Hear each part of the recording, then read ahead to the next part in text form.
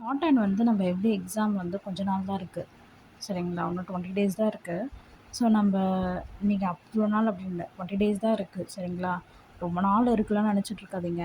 First time வந்து junior போகிறீங்க அப்படின்னா ரொம்ப வந்து ஃபியராக இருக்கும். நிச்சயமாக கண்டிப்பாக ஃபியராக இருக்கும். சில பேருக்குலாம் அட்டம்ஸ் கொடுத்துருப்பீங்க. நம்ம வந்து அட்டம் கொடுத்துட்டோம், எப்படி கிளியர் பண்ணுறது?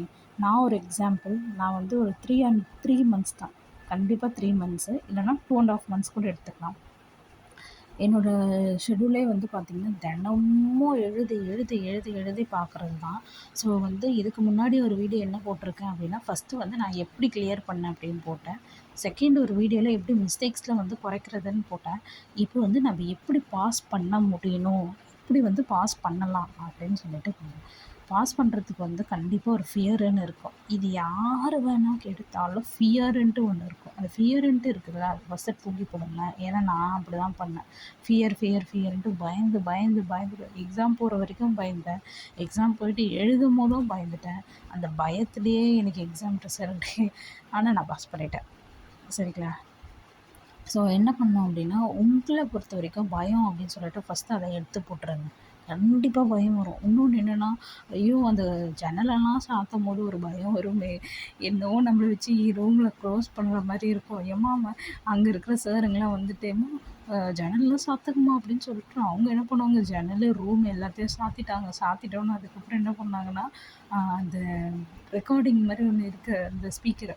அதை எடுத்துகிட்டு வந்துட்டாங்க. ட்ரையல் டிக்டேஷன் அப்படின்னு சொல்லி போனோன்னே, ட்ரையல் டிக்டேஷனில் ஃபஸ்ட்டு என்ன இருக்கும் அப்படின்னா, நம்ம லாஸ்ட் இயர் இப்போ வந்து எப்படி இருக்குன்னா, 2000 வந்து உங்களுக்கு முடிஞ்சு போன எக்ஸாம் இருக்குல்ல, இப்போ லாஸ்ட்டாக வந்து பிப்ரவரியில் முடிஞ்சு போச்சுல்ல, அந்த எக்ஸாமோட இதை தான் போடுவாங்க.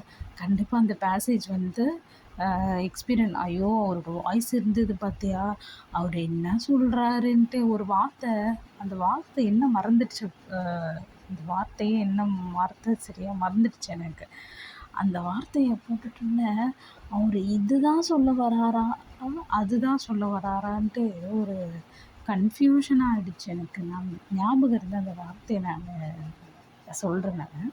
ஸோ என்ன அப்படின்னா, ஃபர்ஸ்ட் அவங்க கொடுக்குற வந்து வாய்ஸ் என்ன கொடுக்குறாங்களோ அது நல்லா வந்து உங்கள் மைண்டில் போகும்.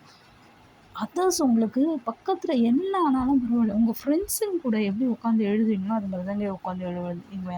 ஒரு பெஞ்சில் 3 பேர் உட்காந்து கூட எழுதலாம். எழுதும்போது ஒரு பிரச்சனை கிடையாது. ஆனால் நான் என்ன சொல்கிறேன்னா, ஒருத்தவங்க அங்கே இருக்காங்கன்னா, இன்னொருத்தவங்க நீங்கள் எப்படி உட்காந்துக்கோங்க. அந்த சைடு இந்த சைடு உட்காந்துக்கோங்க. உட்கார்றது எல்லாரும் க்ளோஸ்அப்பில் தான் உட்காந்துப்போம். சில பேர்லாம் ஃப்ரண்ட்டில் உட்காந்தா தான் எங்கே உட்காந்தாலும் ஆடிபிளாக தான் இருக்குது. ஆனால் அவங்க வாய்ஸை வந்து நம்ம புரிஞ்சுக்கணும். சரி, அந்த அவங்க ஸ்பீக்கர் இருக்குல்ல, அந்த வாய்ஸை வந்து ஃபஸ்ட்டு கிளியராக அண்டர்ஸ்டாண்ட் பண்ணிப்போம். சரிங்களா? எக்ஸாமோட எக்ஸ்பீரியன்ஸுன்னு சொல்ல போகும்போது இதுதான் எக்ஸ்பீரியன்ஸுன்னு சொல்லலாம். எக்ஸாமோட எக்ஸ்பீரியன்ஸு எப்படி வந்து அந்த ஃபியர்னஸ்ஸை ஃபஸ்ட்டு டேக்கிள் பண்ணிட்டு வரணும். நெக்ஸ்ட்டு வந்து உண்மையாக சொல்கிற செகண்ட் பேப்பருக்கு டைமே இல்லைப்பா.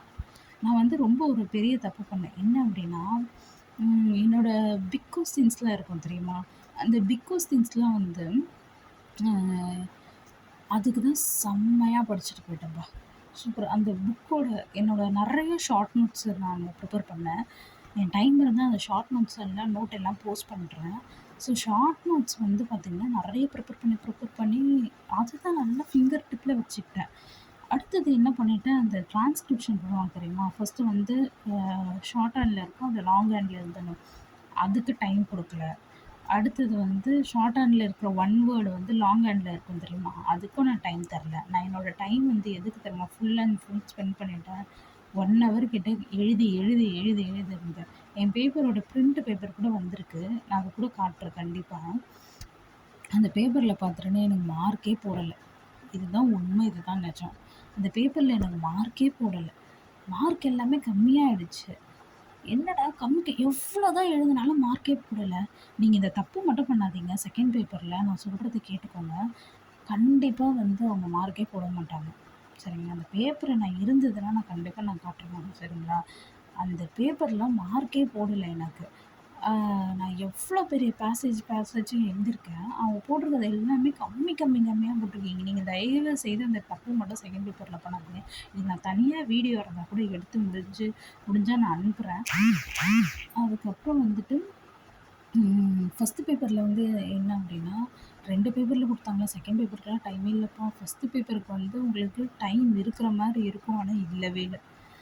எல்லாமே இதுவாயிடுச்சு. நடுவுல எனக்கு வாட்ச் வேற ஒர்க் ஆகல. எனக்கு சோதனை மேல சோதனை, பல சோதனைகள். சரிங்களா? எக்ஸாம் ஹால்ல ஹால்லயும் சரி, அடுத்தது வாட்ச் வேற ஒர்க் ஆகாம ஆயிடுச்சு. அதுக்கப்புறம் டைம் போறதே தெரியல.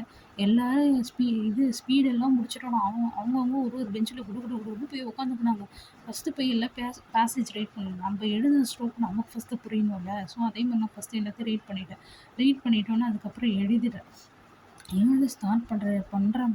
ஃபர்ஸ்ட்டு எல்லாம் கொஞ்சம் நீட்டா ப்ரெசென்ட் பண்ணணும் அப்டின்னா எழுதிட்டு, லாஸ்ட்ல அதே மாரி எழுதிட்டு வந்து, நானு பேசேஜ விட்டுட்டேன்னா, பேசேஜ் என்ன ஆச்சு அப்டின்னா, லெட்டர்ல பார்த்தேன்னா, பேசேஜே வந்து ஒரு 4, 5 லைன் எழுதவே இல்லப்பா.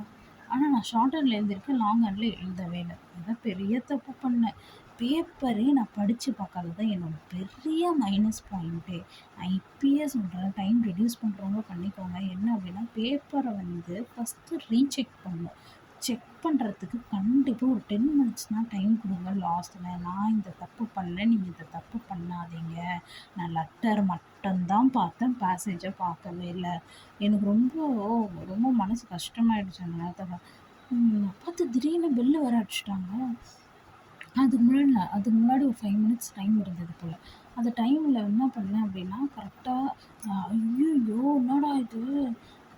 ஒரு 4 லைனே விட்டுட்டேன் அப்படின்னு சொல்லிட்டு குட்டியா அப்படியே மேல எழுதினே வரேன்.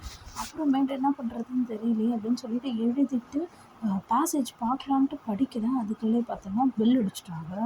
எல்லாரும் குடுங்கன்னு பேப்பரை வாங்கி பிடுங்கிட்டு போயிட்டாங்க. இதுதான் ஃபஸ்ட்டு பேப்பரோட எக்ஸ்பீரியன்ஸ். என்னோட மைண்டு ஃபுல்லாகவே செம்ம டென்ஷன், அழுவ வந்துடுச்சு. பயங்கரமா அழுவ வந்துச்சு. என்ன அப்படின்னா, அவ்வளோ ஹார்ட் ஒர்க் போட்டேன். ஹார்ட் ஒர்க்குன்னா சில பேர்லாம் சொல்லுவாங்க 6 மந்த்ஸில் எக்ஸாம் எழுதணும் அப்படின்ட்டு. நான் 3 மந்த்ஸ் கூட எனக்கு கிடையாது. எனக்கு 2 1/2 மந்த்ஸ் தான். ஸோ அந்த 2 1/2 மந்த்ஸில் நான் கிளியர் பண்ணது பெரிய விஷயம். நான் பேசேஜ் எழுதி நான் ஒழுங்காக உருப்படியா எழுதின நாளே வந்து பார்த்தீங்கன்னா 21/2024 தான் எழுத ஸ்டார்ட் பண்ணேன். அதாவது எக்ஸாமுக்கு முன்னாடி ஒரு மாதத்துக்கு முன்னாடி தான் நான் பேசேஜ் கரெக்டாக எழுத ஸ்டார்ட் பண்ணுறேன். ஸோ என்னால் முடிஞ்சது உங்களால் முடியாதா? நான் பாஸ் பண்ண மாதிரி உங்களால் பாஸ் பண்ண முடியாதா? ஏன் முடியாது? கண்டிப்பாக முடியும். என்னால் முடியுதுன்னா உங்களாலையும் முடியும். பயங்கர டென்ஷன் ஆகிடுச்சு. பயங்கர ஸ்ட்ரெஸ் அதிகமாகிடுச்சு, ஜாஸ்தியாகிடுச்சு. அப்புறம் என்ன பண்ணுறதுன்னு தெரியல அப்படின்னு சொல்லிட்டு நான் வெளியே வந்துட்டு அழுதுட்டு பயங்கரமாக அழுதுட்டேன். கூட எங்கள் அம்மா தான் இருந்தாங்க. எங்கள் அம்மா கூட இருந்துட்டு எதுக்கு பயப்படுறேன்? அப்புறம் அன்றைக்கி ஃபுல்லாக யார்கிட்டேயும் பேசல. சரி மைண்டு ரிலாக்ஸ் ஆகும்னு பார்க்குறேன். கண்ட்ரோல் பண்ண ஏன் தெரியுமா? அவ்வளோ ஹார்ட் ஒர்க் போட்டேன். நான் போட்ட ஹார்ட் ஒர்க் பயங்கரம். அதான் சொல்லுவாங்கள்ல, ஹார்ட் ஒர்க் என்றைக்குமே நெவர் ஃபெயில்ஸ். அதே தான் உண்மைன்ட்டு நான் என்னோடய ரிசல்ட் வந்த அன்றைக்கி மட்டும்தான் எனக்கு தெரிஞ்சது. நான் பாஸ் பண்ண அன்றைக்கி அந்த நிமிஷம் தான் நினச்சேன், ஹார்ட் ஒர்க் நெவர் ஃபெயில்ஸ் அப்படின்னு சொல்லிட்டு. அதுக்கு முன்னாடிலாம் டவுட்டாக தான் இருந்தேன். திரும்ப எக்ஸாம் எழுதணுமா? திரும்ப போகணுமா? பேசிக்குக்கே அவ்வளோ நாள் ஸ்பெண்ட் பண்ணிட்டேனே, திரும்ப நம்ம வந்து எக்ஸாம் எழுதி பாஸ் பண்ண முடியுமா? அப்படின்லாம் போயிட்டு ரொம்ப டென்ஷன் ஆகிடுச்சு. என்னோடய பேப்பர்ஸ்லாம் நோட்லாம் பார்த்தீங்கன்னா அப்படி இருக்கும். ஸோ எழுதிட்டே இருப்பேன். எனி டைம் எழுதி லாஸ்ட்டில் பார்த்தா பாஸ்ன்னு வந்துட்டு தான். எப்பாடி இந்த ஒரு தருணத்தை வந்து நான் எப்படி சொல்கிறது, இந்த ஒரு நிமிஷத்தை வந்து பயங்கர ஹார்ட் பீட்டே எப்படி ஆகிடுச்சு தெரியுமா? பாஸ் ஆகிட்டேன். செம்ம ஹாப்பி ஆகிட்டேன். பிகாஸ் நான் வந்து 2 மைண்டடாக இருந்தேன். நான் ஃபெயில் தான் ஆகிடுவேன்ட்டு எனக்கு முக்கால்வாசி தெரியும். ஆனால் செகண்ட் பேப்பரில் பாஸ் பண்ணிடுவேன்னு எனக்கு தெரியும். ஃபஸ்ட் பேப்பரில் எனக்கு டவுட்டாக இருந்தது.